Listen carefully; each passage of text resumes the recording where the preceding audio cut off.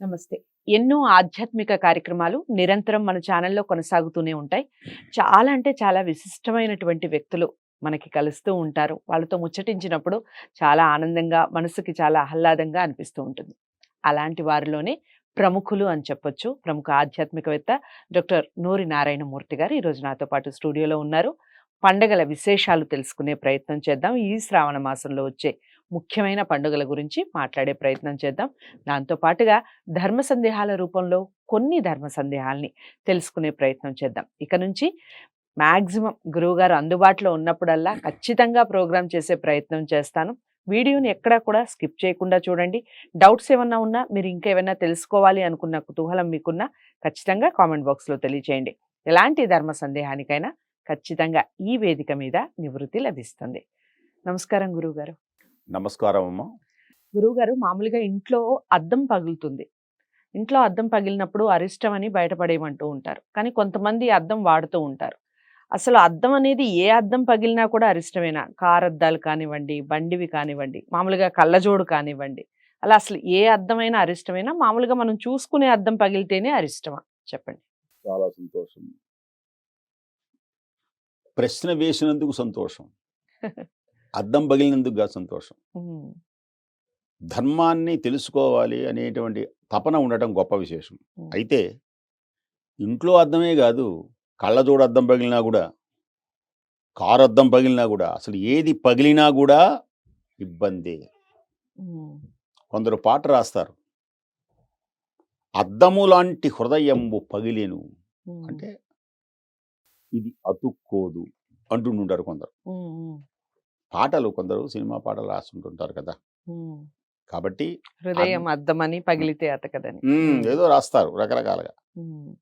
అలాంటి భావనలో అద్దం అనేటువంటిది పగిలితే అది ఒక రకమైనటువంటి దోషమే, ఒక రకమైన దోషం అది.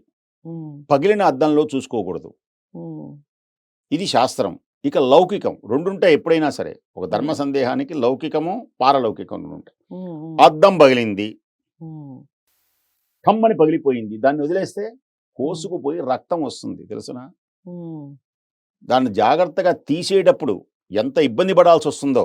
హ్మ్. కాబట్టి అద్దం పగలటం అనేటువంటిది ఒక దోషం. హ్మ్.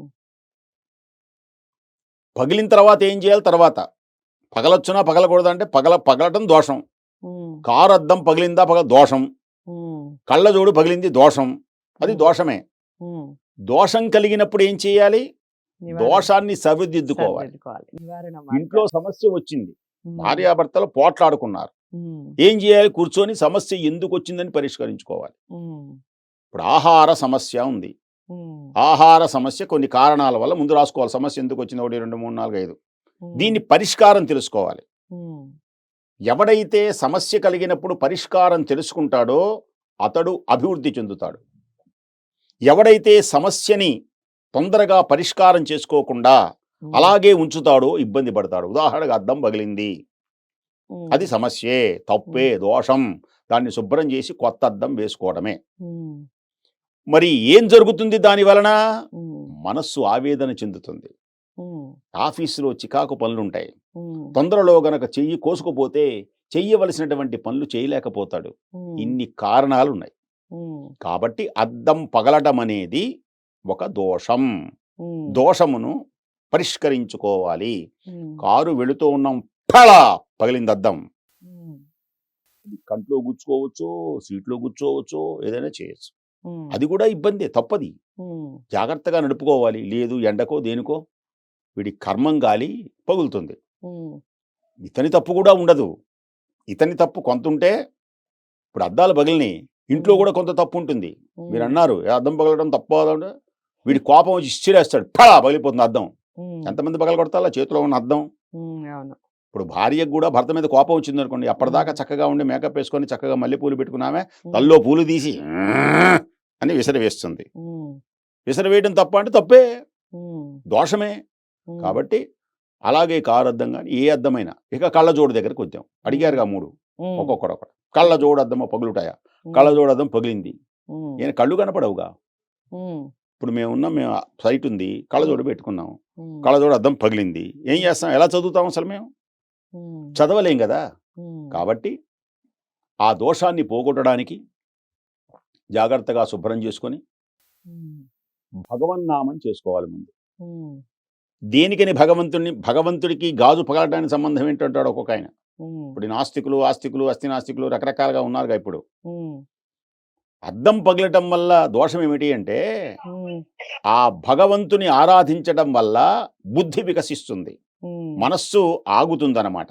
ఉమ్, పరిగెత్తేటువంటి మనస్సు ఆగి ఏం చెయ్యాలనేటువంటి భావన కలుగుతుంది గనక ఉమ్, కాస్త ఆ భగవంతుణ్ణి, ఆ వినాయకుణ్ణి విఘ్నములు కలిగించకుండా ఉండమని, ఉమ్, ఆ విఘ్నేశ్వరుని వక్రతుండ మహాకాయ కోటి సూర్య సమప్రభ అవిఘ్నం కురుమే దేవ ఉమ్, సర్వకార్యేషు సర్వదా ఇలాంటి పొరపాటు జరగకుండా చేయి స్వామి.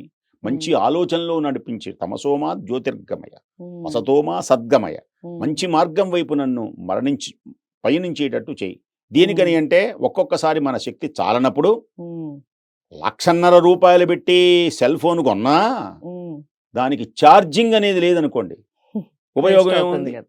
నాది 1,50,000 బొంబాయిలో కొన్నా, అమెరికా నుంచి పంపించాడు అని ఉమ్, నువ్వు ఎన్ని వర్ణించినా ఏ ఉపయోగం లేదు. ఉమ్, అలాగే ఎంతటి గొప్పవాడైనప్పటికీ కూడా పొరపాటు జరుగుతున్నప్పుడు ఆ భగవంతుని శక్తితో చక్కగా ఉమ్, అవన్నీ పరిష్కారం. కారులో వెళుతున్నాం, స్వామి అద్దం పగలకుండా ఉమ్, నా ప్రయాణాన్ని జాగ్రత్తగా నడిపించు తండ్రి మహానుభావ ఆంజనేయ స్వామి ఉమ్, మహానుభావ అని ప్రార్థించుకోవడం. ఉమ్, ఇంట్లోకి రాగానే భగవంతుణ్ణి, ఇంట్లోకి వెళ్ళగానే భగవంతుణ్ణి, ఎప్పుడు కూడా భగవన్నామ స్మరణం అనేటువంటిది ఉమ్, గృహంలో గనక ఉంటే ఒకవేళ ఏదైనా జరిగినా, ఉమ్, జరగదు, ఒకవేళ జరిగినా పరిష్కార మార్గం వెంటనే దొరుకుతుంది. ఉమ్, ఎలా? జోరున వాన కురిసినా ఒక్కడు తడవకుండా వస్తాడు. ఉమ్, ప్రపంచం తడుస్తుంది కానీ ఒక్కడు తడవకుండా వస్తాడు. దేనివల్ల? గొడుగు అనేటువంటి దానివల్ల ఉమ్, తడవకుండా వచ్చినట్లుగా ఆ భగవంతుని యొక్క శక్తి వలన అతనికి ఏ విధమైనటువంటి దురా ఆలోచనలు, దుష్ట ఆలోచనలు, ఆవేదనలు కలగకుండా చక్కగా ఉంటుంది కనుక ఆ ఉమ్. దోషాన్ని పరిష్కరించుకొని చక్కగా చేసుకొని ఆనందంగా ఉండవలసిందిగా కోరుతున్నాము. స్వస్తి. చాలా చక్కగా వివరించారు. అదండి. ఒకవేళ మీ ఇంట్లో కనుక అద్దం కానీ, లేదా ప్రయాణాల్లో మామూలుగా అద్దాలు కానీ ఏదైనా పగిలితే ఎలాంటి పరిహారాలున్నాయి? ఏ విధంగా చేసుకోవాలి? ఈ విషయాలన్నీ తెలుసుకున్నాం కదా! ఖచ్చితంగా పాటించే ప్రయత్నం చేయండి. ఇక నుంచి మీరు ఎటువంటి ధర్మ సందేహం ఉన్నా కామెంట్ బాక్స్‌లో తెలియచేయండి. తదుపరి కార్యక్రమంలో ఖచ్చితంగా గురువుగారిని అడగటం జరుగుతుంది. దానికి సంబంధించిన సమాధానం కూడా గురువుగారు చాలా చక్కగా వివరించడం జరుగుతుంది.